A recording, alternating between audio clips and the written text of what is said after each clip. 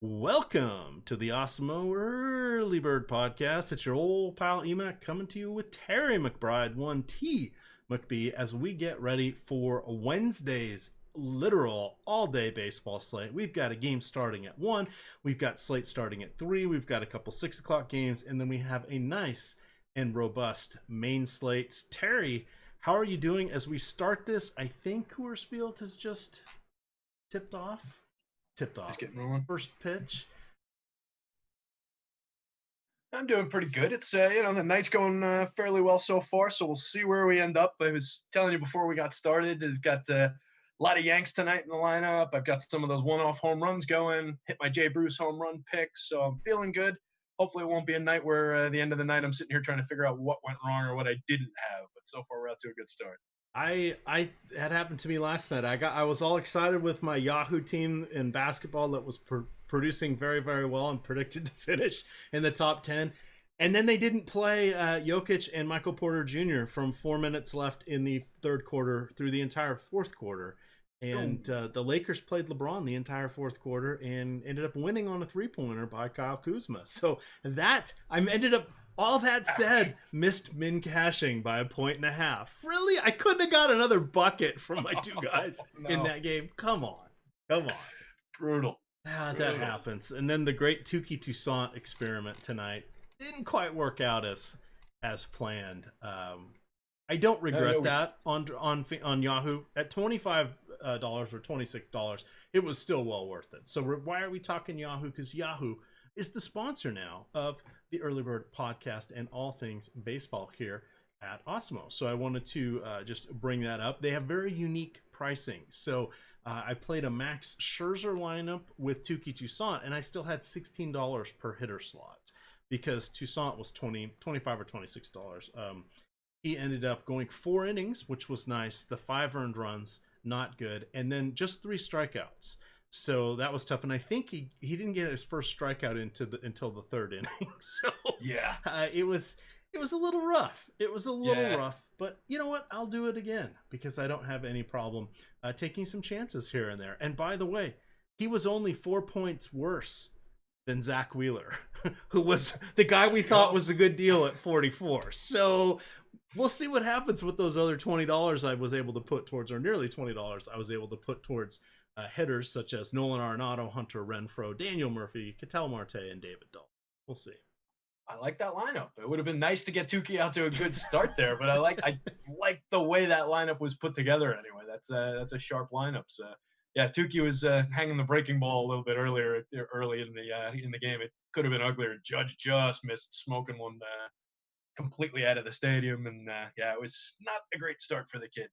Yep. So a couple things we do want to mention here for Yahoo. One, if you have not yet made your deposit, use the promo code Awesemo when you do your first deposit, and they'll match you in their site currency up to your first $30. Those are called YSRPs, Yahoo Sports Rewards Points, and then you can use those to enter into any contest. They are also running some management fee free contests. Now that's what they call their rake.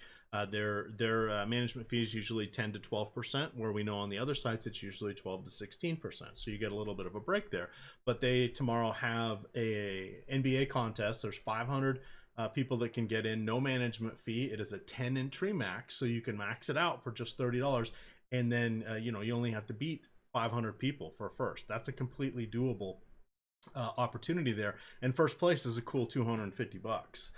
Second's 150, third's 110. Min cash there is double, so that's not too shabby. And if you finish in the top 20%, 99th is the last paid spot, you get double up, so $6 on your 3. So again, not a bad way to go. They also have a bunch of little single entry contests and smaller size contests that are 2 or 3 max, and you are generally going to be a little bit better off there. They'll usually guarantee most of those. They go off at every tip-off time of a new game. They run a slate through the end of the rest of the games on the slate.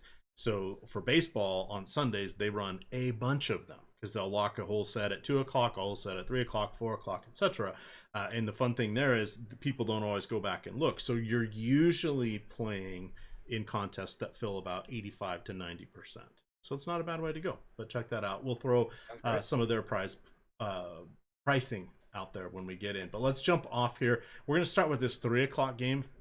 Seems to be the universal start, and then DraftKings right now has a 2-game 3 o'clock slate. I'm assuming they will post a 2-game 6 o'clock slate. They have not yet.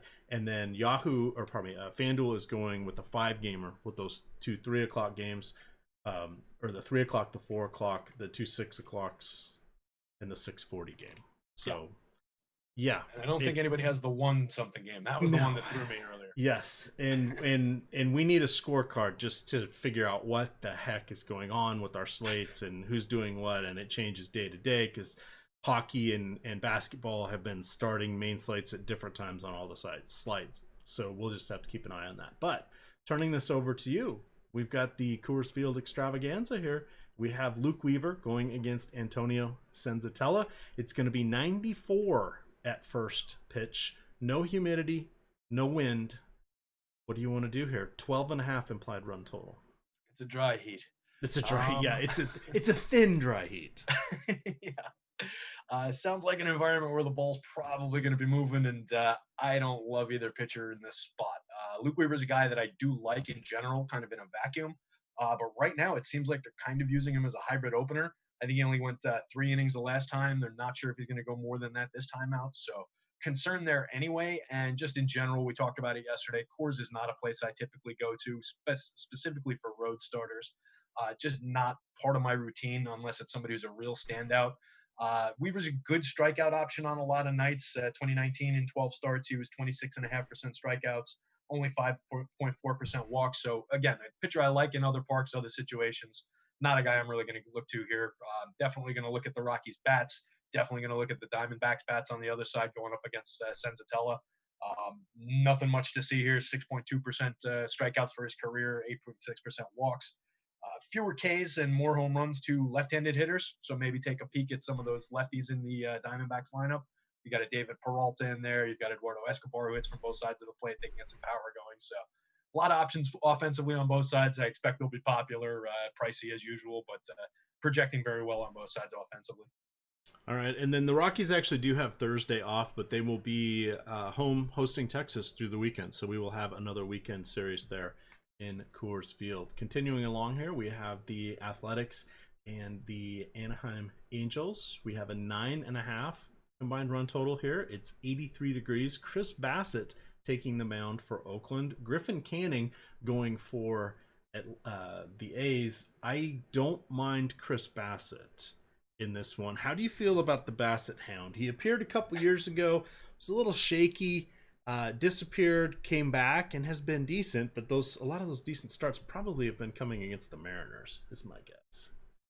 Yeah, I think that is the case, but I do like him. I think he's done a good job in his career. He's a 4.24 xFIP for his for this year, to the 1.08 ERA. So it's a little bit deceptive if you're just looking at his ERA, very basic stat line. But still, strong 4.24 xFIP, nothing wrong with that. 23.1 strikeout, 6.2 walk for his career for this year. His career, he's 20.2 and 8.4%. So the strikeouts are up, the walks are down. We love seeing that. 352 innings pitched in his career. He's got a 0.89 home run per 9. So, guy who knows how to limit the home runs a little bit, keep the ball in the yard. So, yeah, I think we can get to this pitcher somewhat. He's 8,000 on FanDuel, so he's in a price point that doesn't make him a great option where he's projecting, but he's a guy I'm keep an eye on a little bit during the day. I don't have his DraftKings price in front of me, but I'd be 9,400 on the 2-game slate. It's gonna make it a little tough, and they just spawned their 6 o'clock slate, but they're going with their unique turbo format of 1 pitcher, 2 infielders, 2 outfielders, and 2 utilities. So on the 2-game slate, it's the Arizona game, Arizona, Colorado, Oakland, and the Angels. You've got Bassett at 94, Canning at 83, Weaver at 72, Antonio Senzatella at 59. You're going to hope for that high ground ball rate and see what happens.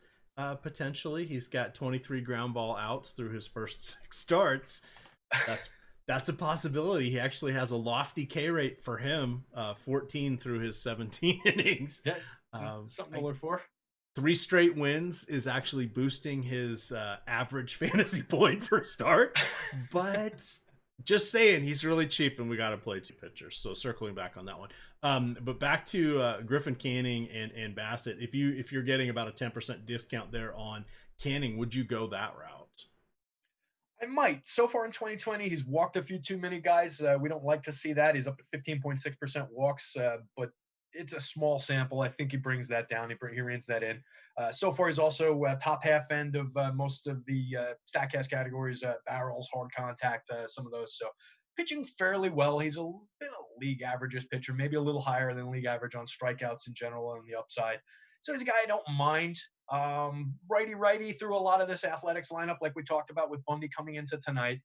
He's a pitcher I like. I can get to him. I can justify it, especially on a short slate like that. I think he's probably going to be the top option here. I don't love. No, I would probably lean into the two pitchers from this game. I guess it would be the way to put that. They're probably about even for me. I like the price better on Canning, and I think the matchup leans better for him. So that would be my choice between these two guys.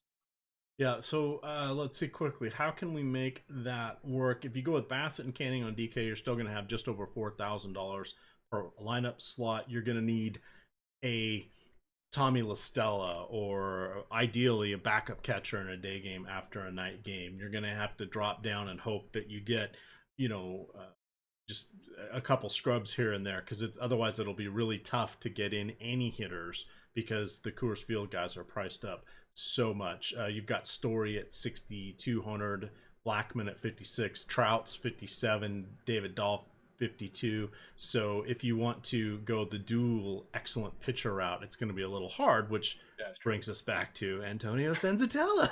Right. Yeah, I think you're going to have to roster, if not Senzatella, you have to go to the other Coors pitcher. So you have to go let's also look. You could go with the cheapest reliever that may or may not play, and if you just don't care, it's like you're getting a zero. You could take someone that's not on the active roster that is 4,000, get a zero, not go negative. Sometimes you got to get a little creative. Yeah, a little weird, a little speculative on a 2-game slate. Check those innings pitched and who's gone recently and who hasn't, and make your best guess if that's your route that you're taking. Never my favorite option. No, but no stone unturned. All right, on to the 6 o'clock games here. We'll focus on the FanDuel pricing since DraftKings goes to that very unique format that doesn't have very large contests. Our next one here is Chicago at Cleveland, wrapping up the series. There you've got Carlos Carrasco taking on Kyle Hendricks. Kyle Hendricks has been, really good for Kyle Hendricks. He has had 2 fine outings, 1 debacle in Cincinnati. He opened the season with a complete game. I say that because Kyle Hendricks gets a bad rap here in the DFS world. People talk about him as not being a great pitcher. It's because he does not go usually beyond the 6th inning, and sometimes doesn't even complete the 6th inning. His rates are always decent. If you go look at his combined strikeout rate, if memory serves, it's about 8.5 per 9, which is not bad at all and not something you would expect. If he's unleashed and gets to go 90-95 pitches, he's a steal. If, and Joe Madden's not there anymore, if he goes back to his usual barely making it through 6 innings, he's priced up a little much for his previous performance this season. What is your lean towards this? Yeah, I like Hendricks. I'm surprised he's throwing a little bit of a different pitch mix. He's throwing a little bit more breaking stuff, throwing a little bit more curveball, a little bit more of his changeup.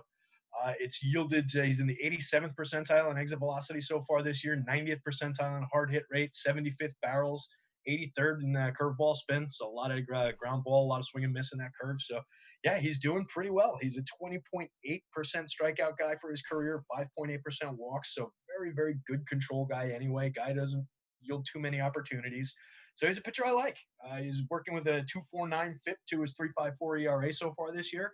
So he's actually been a little bit better than we're seeing in the basic stat line. At 8,500 on FanDuel, I think we can definitely go to him here. The top of this lineup does limit the strikeouts like we talk about a lot, but there's a ton of them in the back end of this lineup. And I don't love what the Indians have to offer right now in the back end of the lineup. They haven't really been producing a lot, so it really is a top-heavy team. I think he can put up a very nice start here. All right, on the other side, Carlos Carrasco's had some interesting performances thus far. What are your leans towards him in the matchup against the somewhat frisky Cubs? Yeah, so Cubbies are a team I'm getting to a lot. I like the way they come together. They're similar to the Indians in that they've got a lot of quality around the horn in the infield, as well as a very dynamic awesome catcher that you can play. So I really like what they can do for you and how they help with constructions. Carrasco is a very good pitcher, so it's going to be a tough spot, tough to justify them. He's been throwing 37% sliders this year and only 35% fastball. He's been around 46% fastball for most of his career. So he's changed up the pitch mix, but it's worked out pretty well for him so far. He's a 3.18 xFIP so far this year, so pretty strong. He's concerning so far in his exit velocity, barrels, and hard hit rate that he's allowed. He's 6% in exit velo, 17th in barrels, 22nd in hard hit. So he's getting away with giving up some hard contact, which against this team could come back to burn him. That was one of the concerns we had against the Yankees with Tucson coming into today, and we saw how that worked out. So it's a spot I'm going to definitely keep an eye on in the top stacks tool. I want to see how the Cubbies rank out. They didn't look great today, and I did like the spot coming in. So I'm curious to see how they rank tomorrow. But I think I'm going to have some Cubs here against Carrasco, even though he's a good pitcher. He's getting a good projection. 10K against this Cubs team is a big price tag on FanDuel. All right, we have my new crutch word of the day is all right. I'm trying to think of another one to use, but now that that one is in my mind, I don't have another one. 2 games to go. Jordan Yamamoto and Nate Pearson here. We have Yamamoto at 5,600 on DraftKings. Pearson at 77. We have a 3.8 implied run total here for Miami. This game is not in Toronto. It is in Buffalo, as you pointed out to me last night. Hat tip to you, good sir. How are you feeling about our pair of pitchers in this contest?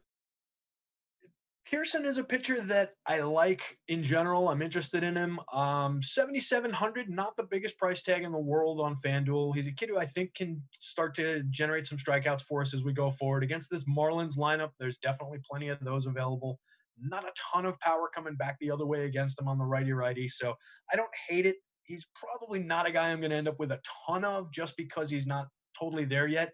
He's a development project for them, a top prospect in the organization, but they want to bring him along a little bit slowly. So he's probably going to get around 5 innings again. He's been 5 innings each of the last 2 times out. He's working on his form, but he's a kid I really like. 53% fastball usage at 96 miles an hour, generating 77th percentile whiff rate on his stuff. 36% of it is his wipeout slider. So really like what he does with his stuff. Could use a better third pitch in there, but he's a kid that I think we're going to roster a lot in the future. I don't know how much I'll get to him here. Yamamoto on the other side against this Blue Jays team, probably not a guy I'm going to get to all that much, although the price is super cheap on FanDuel. Lets you do a lot of interesting things on that short slate as far as getting to whatever bats you want. But he's not a guy I love, really. He's 25% strikeout, 10% walk rate for his career. So far in 2020, he's what I wrote down is bottom 5% of everything in StatCast because he's only had really 1 start. So it's unfair to talk about for him. But for his career, is a 1.42 home run per 9 against. So a guy you can probably target with some of these young Blue Jays bats and see if you can pick off some power. They're projecting pretty well for me here. All right. Let me just get this set up here. Continuing to our final game of this early slate, we have Brad Keller and we have Wade Miley. So Wade Miley coming off the injured list from a strained groin. He has made just 1 start this season. That was back on July 27th. He went 1.2 innings, got smacked around a little bit. At some point, he's going to be with the Mariners, I believe. On the other side, you have Brad Keller. Brad Keller does one thing incredibly well. He does not allow power. He literally does not allow power. Would you have his ISO numbers? I don't have the ISO. I have the home run per 9. I jotted down. It was a 0.64 home run per 9 for his career. Yeah, it like literally his ISO is like 100. Right, which is unreal. It's fantastic. Incredibly hard to do. Now, the one thing he doesn't do a lot of, strikeouts. Yeah. He did get some strikeouts in the last game. Has something changed here? I don't know, but I do always like pointing out that we talk about some guys that are extreme ground ball hitters. He, not really extreme ground ball. Half his ground ball, or half the balls in play are ground balls, which, the elite guys are close to 60, but he literally does not allow power. Yeah, I have to poke around on why that is, and I didn't get a chance to see if with the strikeouts that we saw the other day, I didn't get a chance to see if he's changed anything in his repertoire, or if that was just happenstance. I suspect that it's probably just happenstance, and that we won't see that again here, or probably through the rest of the season. Honestly, he struck out 7 over 5 innings is what I have, so that's a lot of strikeouts for him. Over his career, 310 innings, he's a 17.2% strikeout guy, so definitely not going to trend in that direction. But you have to love his ability to limit the power, like you were talking about. And against his Reds team, that's pretty key. There are some strikeouts available here, but if you're going to keep the ball in the yard against guys like Eugenio Suarez, a guy like Jesse Winker who drives the ball pretty well, the Joey Vottos of the world, the Nicky Castellanoses who are not necessarily gigantic home run hitters, but they're guys who do rely on driving the ball, hitting in the gap. So, yeah, I could see Keller putting up a sneaky good start here. And for 7,300, I don't hate it. I'm getting a reasonably good projection on him. So it's a guy I'm definitely going to be looking at. Very curious to see how he ranks out for Alex tomorrow. All right, we are on to our next slate. So let me close out a few things here.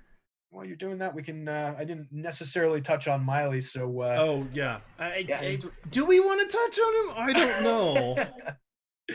Like, the Royals are a team that you can keep down. There are some strikeouts available in the offense. What I like about Miley, and again, like you said, he only pitched an inning and 2/3 so far this year, but in 2019, he was 92nd percentile in barrels, 81st percentile in hard hit.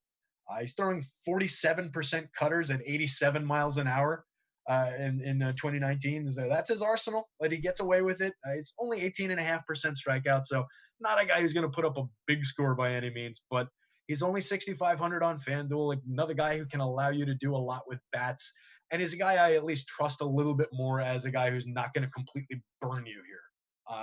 The Royals could put up a big game against him. I don't want to promise anything, but if you need the salary savings, you could do worse. All right. We are going to have some more fun here. Let's look to the main slate. Let me flip the script. 8 games. Starting off with the Phillies going against Wade LeBlanc. 84 degrees here in Philadelphia. You have LeBlanc coming in at 6,200 on FanDuel, 6,100 on DraftKings. Kind of maybe have to think about him there just a little bit. He's going against Zach Eflin. Kind of have to think about him there just a little bit because they're SP2s. We've got a 4.1 implied run total for Baltimore, 5.5 for the Phillies, but as we've seen, oddities can happen. The Phillies are built to face lefties. Bryce Harper, perfectly fine against lefties, as is Didi Gregorius, and then everybody else in the lineup is going to be a righty. That's going to be a difficult task there for LeBlanc. Talk to us about this pair of putrid pitchers. Nice alliteration. We're rolling the alliteration. I think this is going to be a smash spot for the Philly offense. I was getting very, very good power marks on them today coming into the game. I have quite a bit of them. And I think they're going to be an equally good play here tomorrow. Just tremendous power metrics for me. So LeBlanc is a guy for his career. He's given up a 1.44 home run per 9. And that's 1.61 home run per 9 to lefty hitting and 1.39 to right-handers. So he actually gives up more power to the left side on the home run side of things. So we can reliably throw a Bryce Harper in there, a Didi Gregorius, who we know can hit lefty pitching and hit it out of the ballpark. Yeah, I am all over this Philly stack. At 6,200 on FanDuel, Wade LeBlanc doesn't really interest me on a one-pitcher site. It's a 2-Wade slate. Well, no, the other Wade's on the other slate. Damn. So it's a single Wade slate, but I won't have them. Probably won't have the other one too much either. Eflin, it's a tale of 2 really similar pitchers here. They're LeBlanc is 4.59 xFIP for his career. Eflin is 4.67. 4.50 ERA for LeBlanc. 4.68 ERA for Eflin. 1.53 homer per 9 for Eflin for his career. 2.15 to left-handed hitting. So maybe some of those lefty bats on the Orioles get a little bit sneaky with switch hitting Anthony Santander, maybe a Rio Ruiz, somebody like that, but not the greatest lineup in the world, not a team I love to roster. So it's probably more a stay away for both the pitcher from the Phillies and the Orioles bats for me. I don't love the spot. We got one more intriguing one here. Still don't have an Atlanta pitcher yet, but we may see What happened with Ronald Acuna Jr.? I see he's got a designated red star. Yeah, he scratched right before the game today, or well, a half hour or so before while I was doing all my crunches. I was glad I caught it. Follow the live blog for all that breaking news, by the way. Yeah.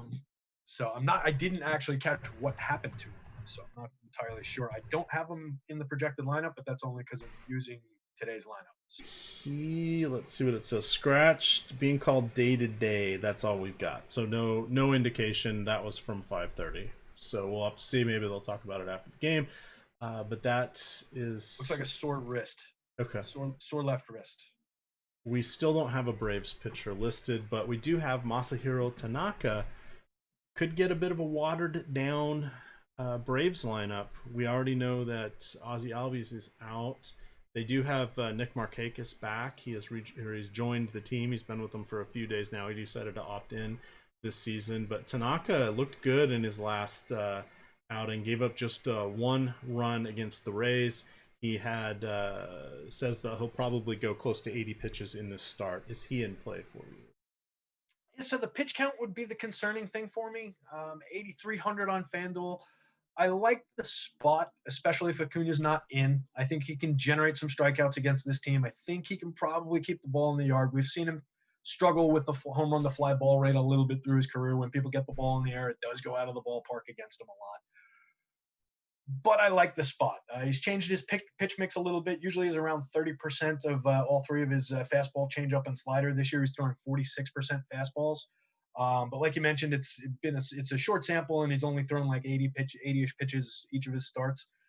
So I don't love it, but it's a spot I'll keep an eye on through the day, because 8,300 for a pitcher of Tanaka's quality is good. And if this lineup is diminished, it could be a very good spot.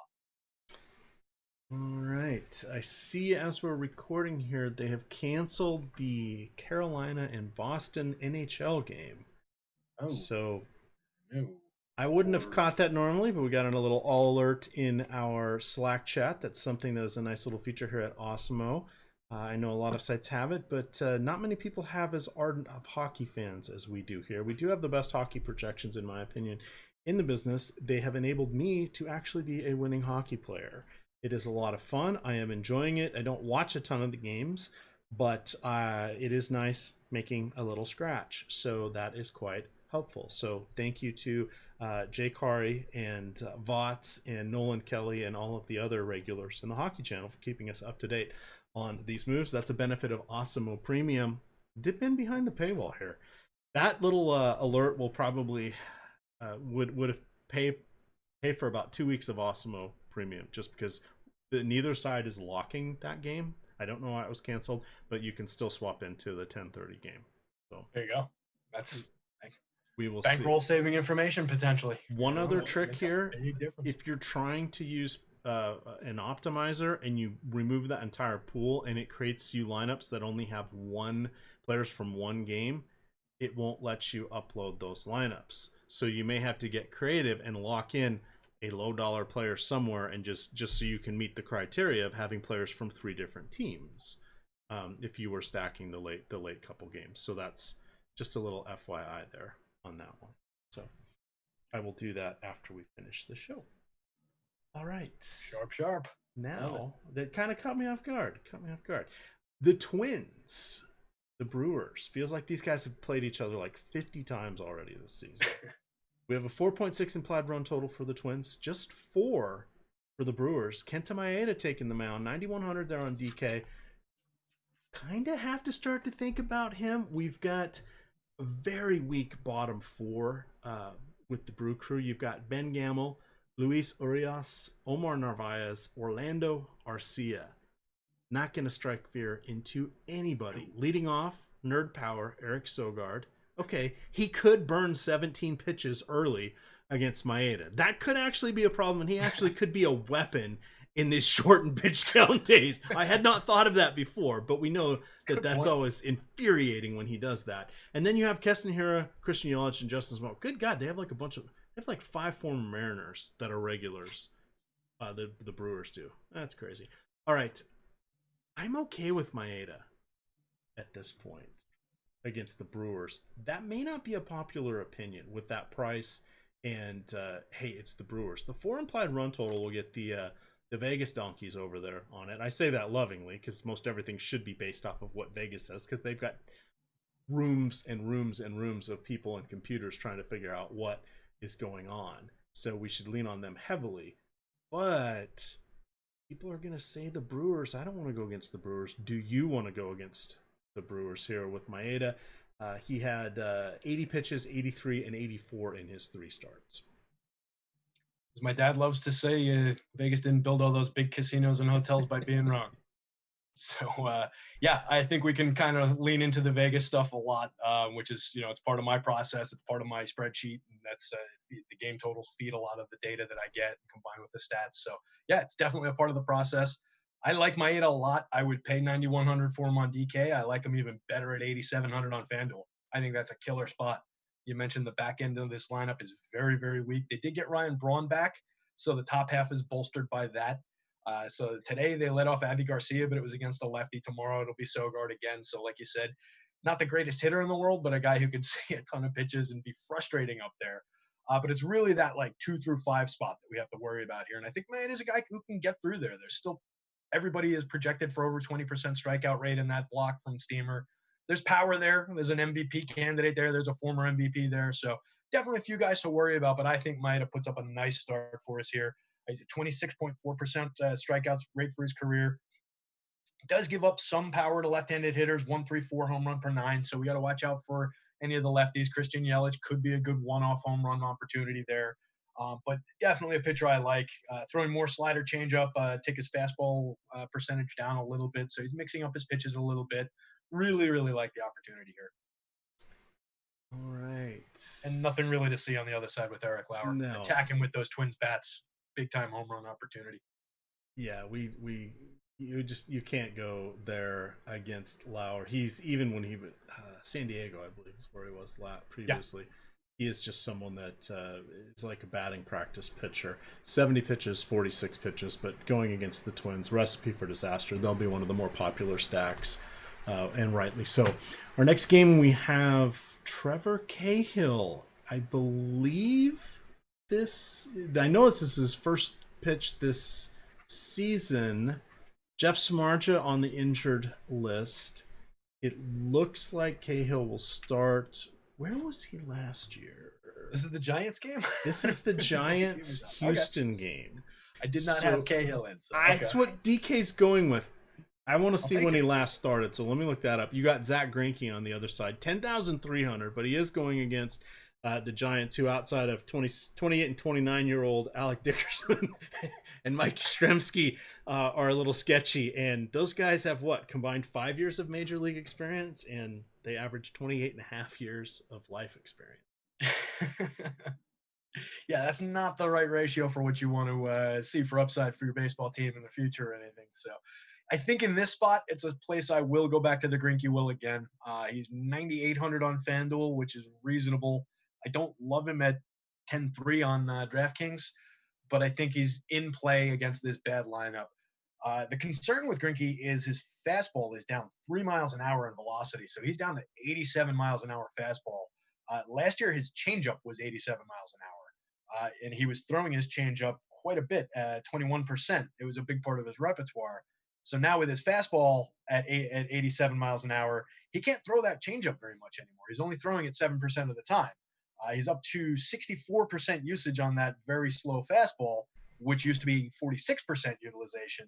And then he's throwing 15% curveball, 14% cutter slider. So it's a very different pitch mix for him. He doesn't have the stuff working for him that he used to have. So when he reaches back to get it against even bad hitters like this, it's a concern that it's not going to be there. So I might consider throwing a couple giant stacks in there, which is not something I tend to do when it's a bad team going against a pitcher that I'll have a fair amount of.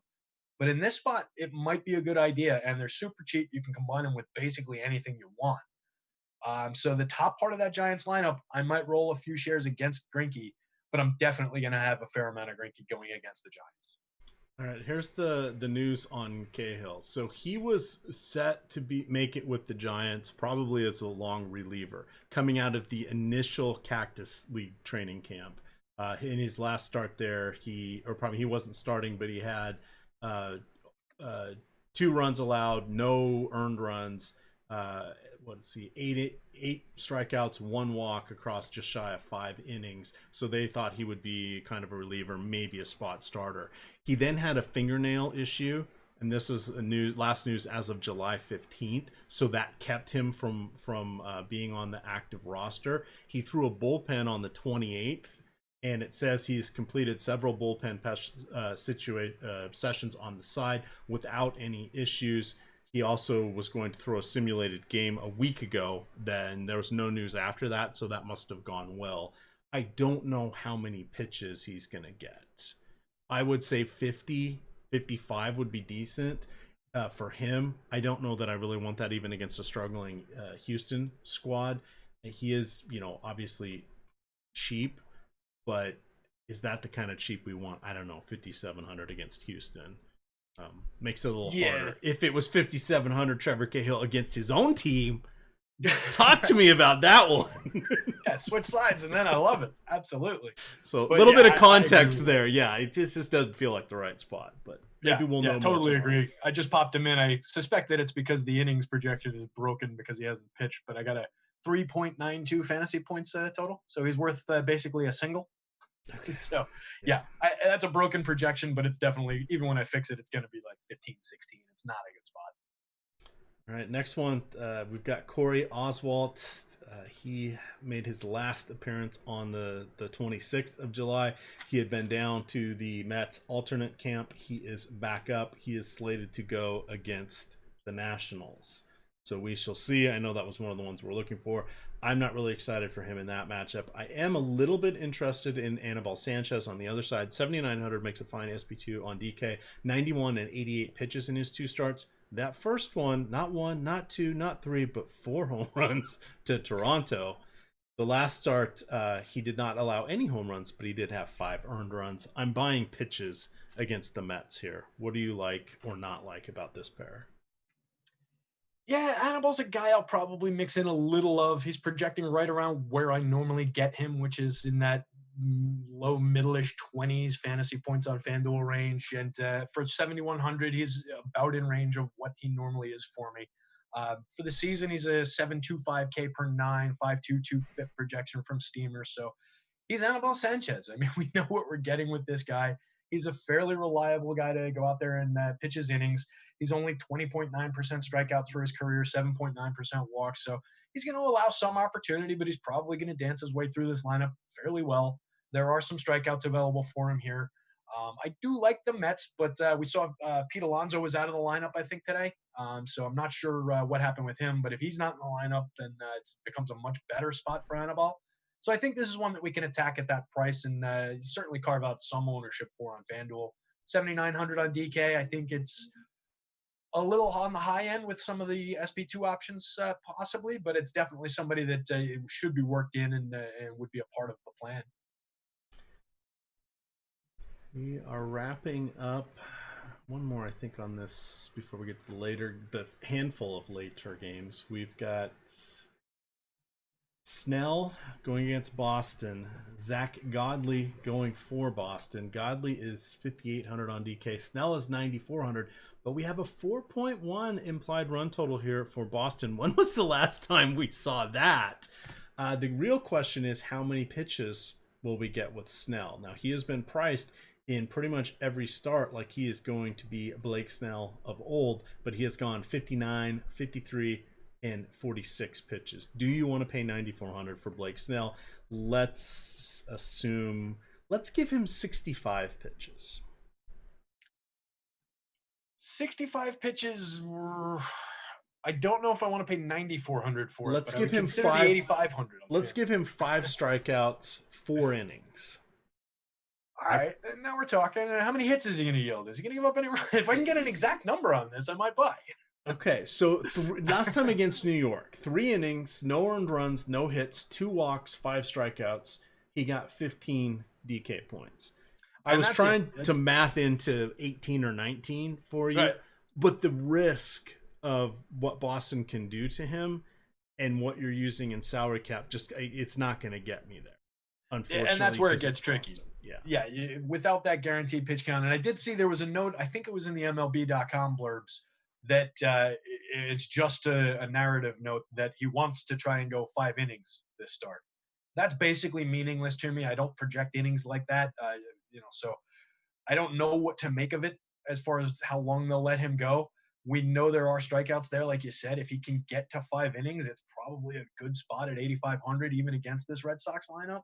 But you're right, at 9,400 and totally unreliable pitch count, it's a lot to ask, and it's a big salary spent to come up with a 7-point game on DraftKings or something like that if they get a few hits and JD Martinez manages to turn on one or Xander Bogaerts manages to turn on one righty-lefty. So, yeah, I think it's a lot to ask at that price. I might roll some of it on the single pitcher side. It's definitely a guy I'll check out a lot in the top stacks tool tomorrow. And let me see what I'm actually projecting innings wise here, just while we look at that. Godley on the other side, not somebody I'm really going to look to. Not somebody I like very much as a pitcher. He's thrown a lot more cutters so far this year. He's 39% cutters, up from 16, so he's more than doubled the amount he's using his cutter, and he's almost not at all throwing his fastball. So he did make a lot of changes, and it's yielding some positive results for him. But not a guy I really trust very much, and not a guy I think would want to tangle with this Rays lineup very much with. There are some strikeouts there, but he's not a guy for me. 5,800 on DK. All right. I guess you could justify it over there. 2 9:00 games, and that's it. Again, everything's spread out wall-to-wall baseball here. You can check out the MLB DFS strategy show for NBA and baseball that's going off respectively at, I believe, 10 and 11 on weekdays. The goodbye party, the farewell party for Chris Spags is going to be Friday. He will be announcing that where his new landing spot. I know where it is. He's stepping outside of the DFS realm, but not the sports realm. Tune in on Friday and find out, but this is his last few days of shows. He made his announcement on Live Before Lock tonight with Alex Baker. So there we are. So you want to come give a shout out to Spags for all the hard work and fun he's brought us for the last 2.5 years. You can definitely do that. He will be doing shows each of the next 3 days as he does his farewell tour. We have Jordan. Hit those thumbs up for him. Absolutely. He was an unexpected vice presidential pick for Joe Biden, but hey. I know. I don't think he's 35. Oh, but you don't have to be 35. That's just for president. So there you go. I think so, yeah. All right. Plus we can lie about that sort of thing. Yeah. Jordan Lyles, 90 pitches, 78-27. I feel good for 85-90 pitches in this one against the Mariners. 7,300. I'm okay with it on DK. Taijuan Walker has been good. Kind of good. Maybe. Kind of good. He is a guy that had, he was traded with Ketel Marte to Arizona. Oh, we said who came back, and it was Segura. And it was someone that's not in the league anymore. Right, yeah, it wasn't. They didn't win the trade. That hasn't pitched since 2018 for a 2015 trade. But Walker had a couple, wait for it, snake-bitten years in Arizona. See what I did there? All right. But he has strikeout upside. We got to see it against Oakland. He had 8 and 7 innings. His other 2 starts, more apropos of what we should expect from him. 3 innings and change in both of those. 4 and 5 earned runs. 3 and 1 strikeout. Home run hasn't really got to him yet. Just 2 allowed on the year. But I don't know what to do. With him against Texas, sounds like the roof most likely will be closed. They did open it 2 days ago. I read a few articles on it. They just wanted to see what it would be like with it open because they hadn't had it open yet since they started the stadium. They said, yeah, we knew it was going to be hot, but whatever. We just kind of wanted to see what it would be like. Now we know. We will adjust accordingly when the weather changes. Close it back up, boys. Yeah, exactly. Roll them up. So you beat me to it. Little Chevy Chase, the original Vacation. That's right. 15% of the audience got that reference. Maybe. Gotta be careful in Chicago. All right. What do you want to do with this before we get to our final game? I'm good with Lyles. I'll roll the dice with Walker. He's like a 10%er for me. I think that makes a ton of sense. I like the price on both sites for both of these pitchers, really. Lyles at 7,300 is, it's trending toward the higher side for him, but in this matchup against the Mariners, it's fine. So I like both pitchers at the price. For reasonable ownership shares. Don't go nuts with it, but Walker, I think there's a ton of strikeouts available in this lineup, so we could see that strikeout upside emerge. It's not a kid that I totally trust by any means. He's got a bumpy 5.40 xFIP, but that's better than his 5.79 ERA so far this year. He's walked 10% of hitters this year, so we want to see that come down for sure. But he is, like you said, he's limited power. He's only allowed 2 home runs so far this year. And what I really like is he's 75th percentile in barrels and 67th percentile in hard hit rate. So he's doing better than league average in those categories. So it's a growing pitcher. It's a kid that we will take some lumps with if we roll him out there from time to time. But I think we could also capture some upside, and I don't think he's going to be crazy high owned. Lyle's on the other side of things. Not a big strikeout guy. Not a great guy at limiting the home runs or limiting the opportunities. But I can justify pitching basically anybody against this Mariners lineup most of the time.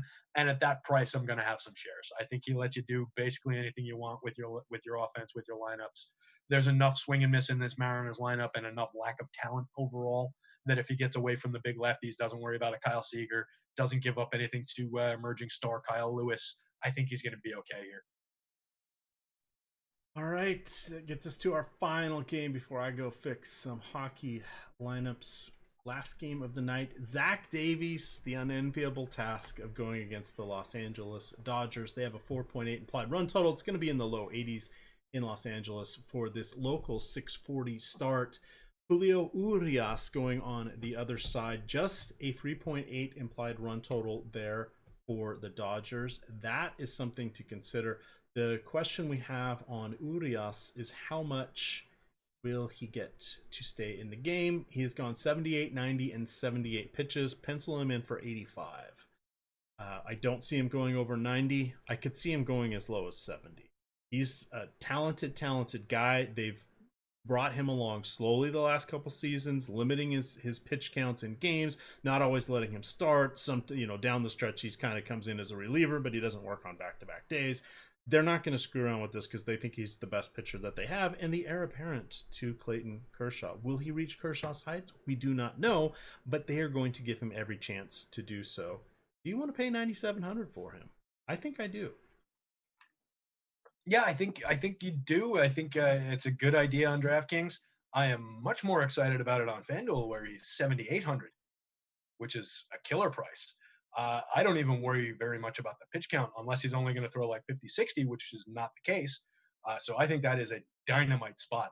Getting a very, very strong projection on him. I'm going to be going to him quite a bit on FanDuel. Excuse me.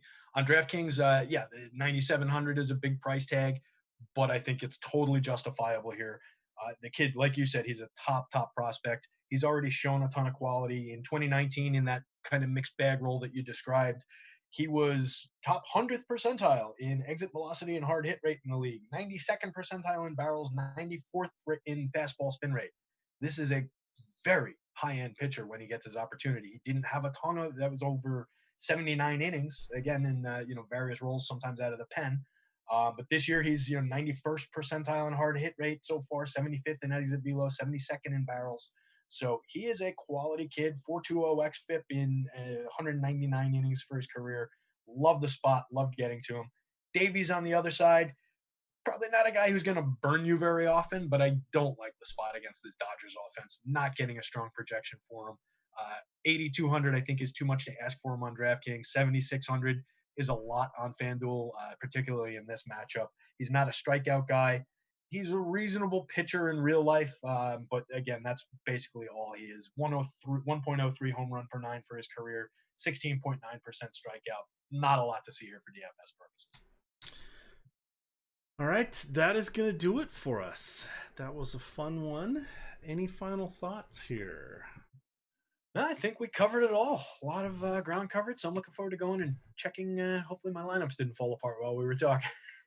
Yes, that is. And now I'm going to go find out why the Carolina NHL game was canceled. Yeah, I hope that was for some weird arena reason or something like that, leaky roof or something, and not the worst case scenario in the way these days go. Just trying. My New York Rangers, speaking of hockey, won the draft lotto in a year where there's a generational talent available. It might have been an issue. Okay, here we go. There was the length of the Lightning and Blue Jackets game 1 made this one cancel. Okay, they had gone into triple overtime, and I stopped looking at it. Yes, that Wow. Okay. there was one of the goalies was going to have a 70 save game. Oh shit. Yeah, so that's what it was. So they've done it to first thing in the morning at 11 a.m. But DK and FanDuel have pulled it from their slates, so got to turn that rake. But in any event, that's what happened there. So I was worried about a Rudy Gobert moment. We don't have to worry about that. Yes, good. Good. All right. Well, with that, gamers, we are going to get on out of here. Good luck.